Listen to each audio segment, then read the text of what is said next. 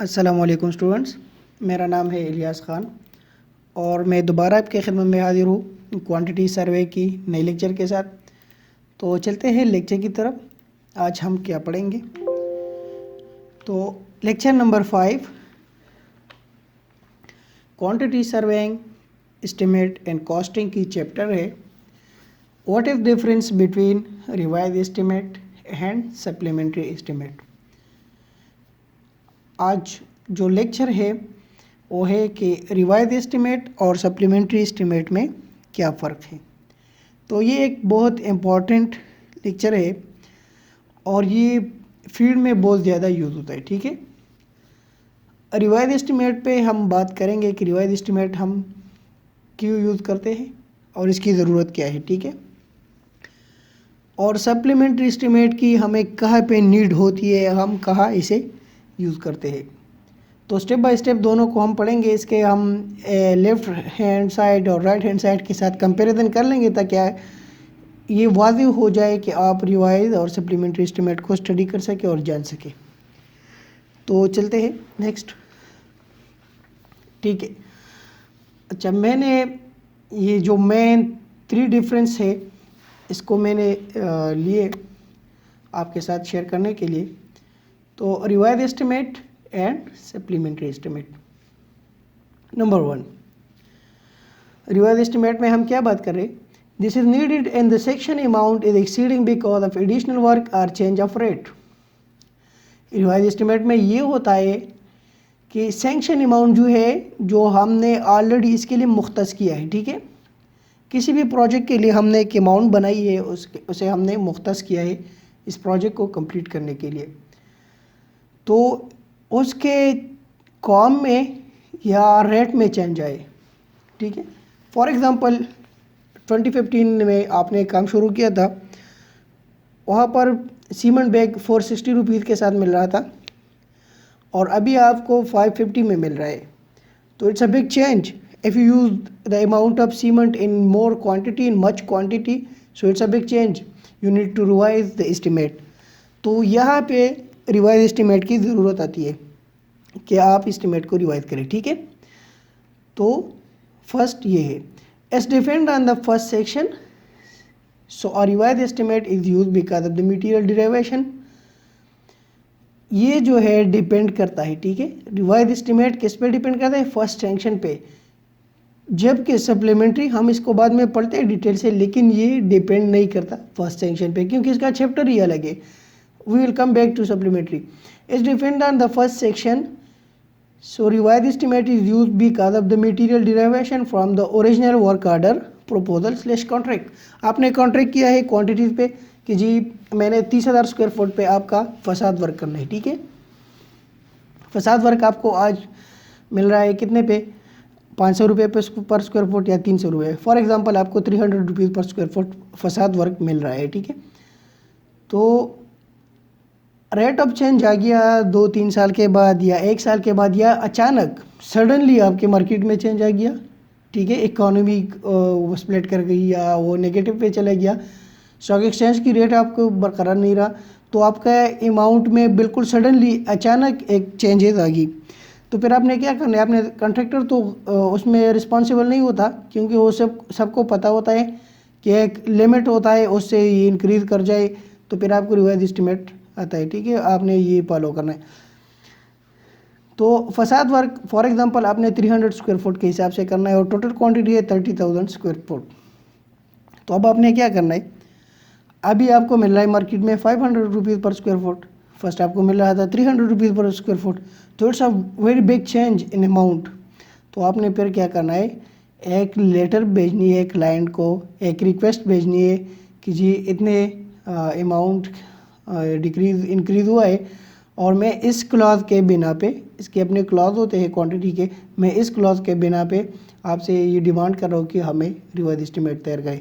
तो work order में आपका जो रेट दिया था, अब मैंने क्वांटिटी की एग्जांपल दी, फॉर एग्जांपल आपकी 3,000 स्क्वायर फुट क्वांटिटी है और 300 में ये है, तो ये 90,000 हो गई। तो अगर आपको ये 500 में मिल रहा है तो ये आई थिंक 1.5 लाख रुपए में फिर आपको मिलेगा। तो 60,000 का डिफरेंस है। तो यहाँ पे रिवाइज एस्टिमेट काम कर रहा है। चलते हैं इसके राइट साइड में सप्लीमेंट्री एस्टीमेट में क्या होता है। This is needed because of extra slash additional works which is fairly independent of the work of the first sanction. इसकी ज़रूरत हमें एक्स्ट्रा काम में आता है या एडिशनल वर्क जिसे हम बोलते हैं ज़्यादा, मतलब जो फर्स्ट सैंक्शन था ये इसके साथ इंडिपेंडेंट नहीं है। यहाँ पे हमने पढ़ा कि revise estimate depend on the first sanction but supplementary estimate is independent of the work at the first sanction, ठीक है।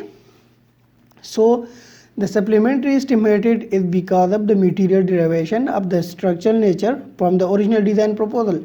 ये स्ट्रक्चर की जो नेचर है उस पर डिपेंड करता है, ठीक है।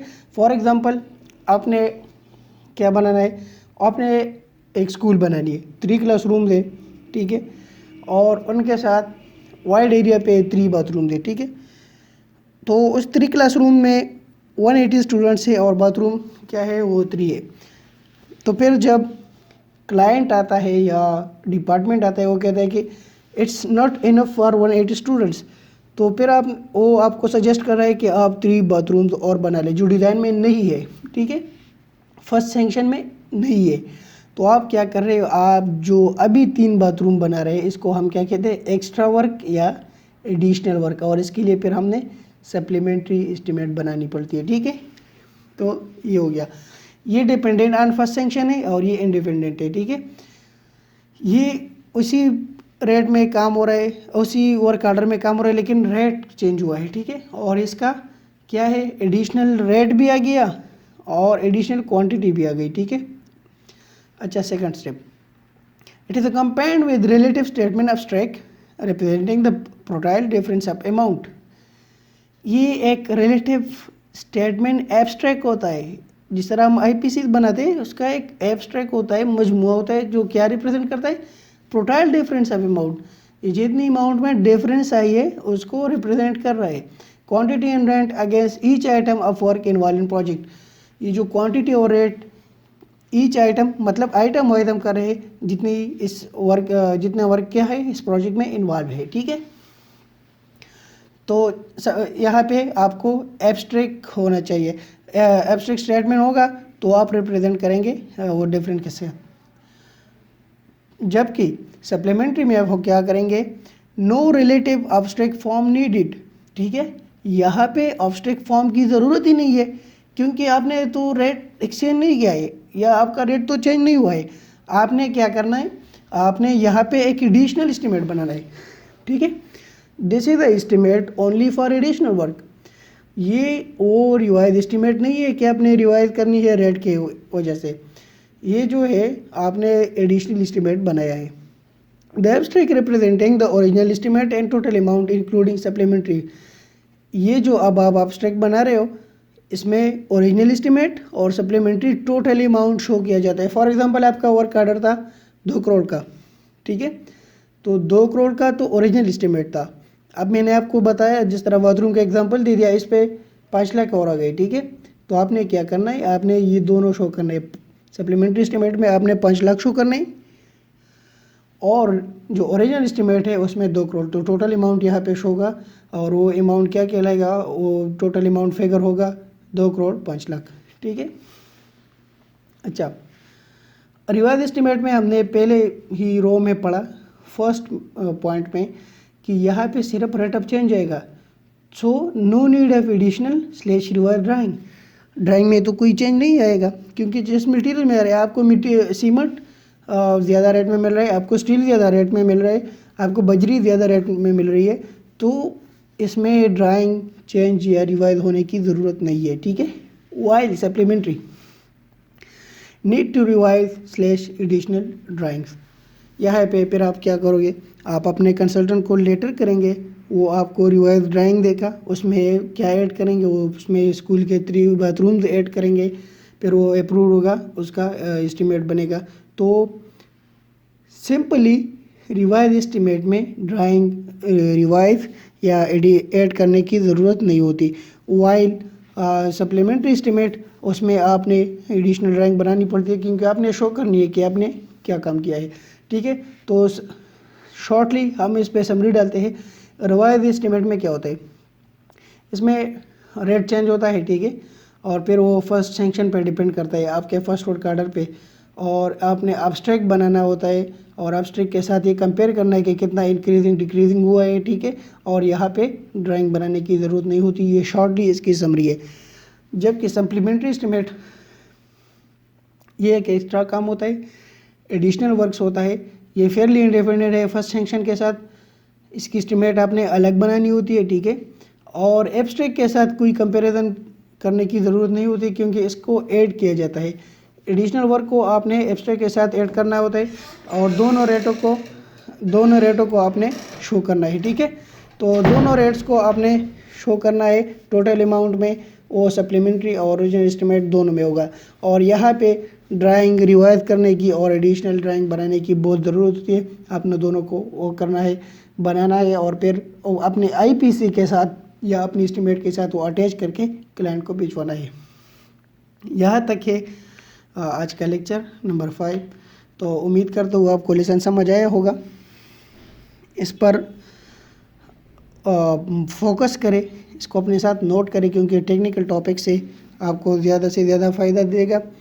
उम्मीद करता हूँ आपको लेसन समझ आया होगा। मेरे चैनल को सब्सक्राइब करें, बेल आइकन प्रेस करें और ताकि मैं जो ही वीडियो अपलोड करूँ तो आपको टाइम ही पर नोटिफिकेशन मिल जाए और आप इससे फ़ायदा हासिल करें। वीडियो को लाइक कीजिए, लाइक करना ना भूलें क्योंकि लाइक करने से मेरी हौसला अफजाई होती है और मैं फिर नेक्स्ट वीडियो आपको खुशी दिल से अपलोड करूँगा।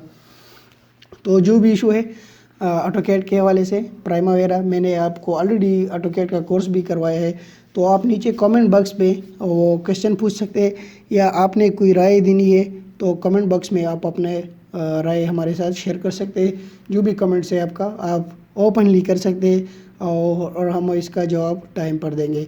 सो तब तक अपना ख्याल रखिए, मुझे अपने दुआओं में याद रखिए। अल्लाह हाफिज़।